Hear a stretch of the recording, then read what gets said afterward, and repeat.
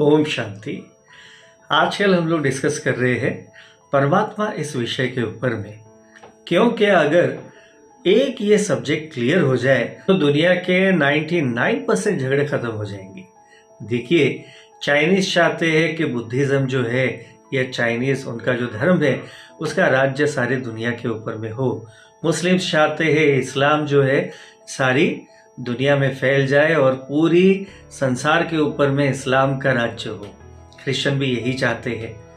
तो झगड़े जो है सारे वो है धर्म या भगवान के ऊपर से। देखिए, अगर सबको ये बात समझ में आ जाए, ये बुद्धि को समझ में आनी चाहिए कि भगवान जो है, परमात्मा जो है वो हम सभी के पिता है और सारे धर्म जो आज हम लोगों ने बनाए हैं वास्तव में वो सब एक परमात्मा से ही कनेक्टेड है। तो दुनिया के अंदर के सारे मन मुटाव झगड़े सब खत्म हो जाएंगे। हम भारत में धन के लिए लक्ष्मी जी के पास में जाते हैं, बुद्धि के लिए गणेश जी के पास जाते हैं, हनुमान जी के पास में शारीरिक बल के लिए जाते हैं, दुर्गा जी के पास हम लोग शक्ति मांगने के लिए जाते हैं।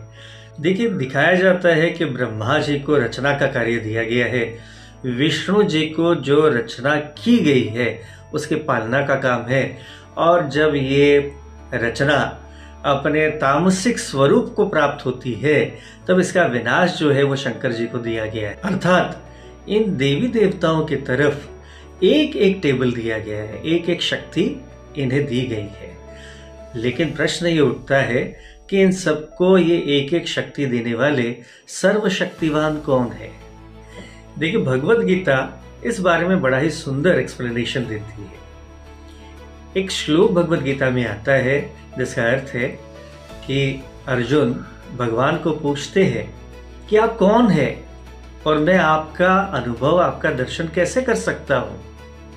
तब परमात्मा या भगवान अर्जुन को बताते हैं कि हे अर्जुन, मैं अणु रेणु से सूक्ष्म हूं, मैं बिंदु रूप हूं, मैं ज्योति स्वरूप हूं, मैं आदित्य वर्ण हूं और मुझे इन चर्म चक्षुओं से नहीं देख सकते। श्री कृष्ण जी तो उनके सामने खड़े हैं, फिर वो किसकी बात कर रहे हैं? वो कौन है जो खुद को निराकार कह रहा है, बिंदु कह रहा है? क्या कंफ्यूजन है? कंफ्यूजन पर भी हम लोग आगे चर्चा करेंगे, पहले श्लोक पूरा सुन लेते हैं।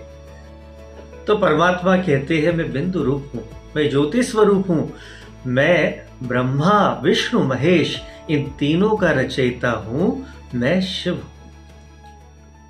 ओम शांति।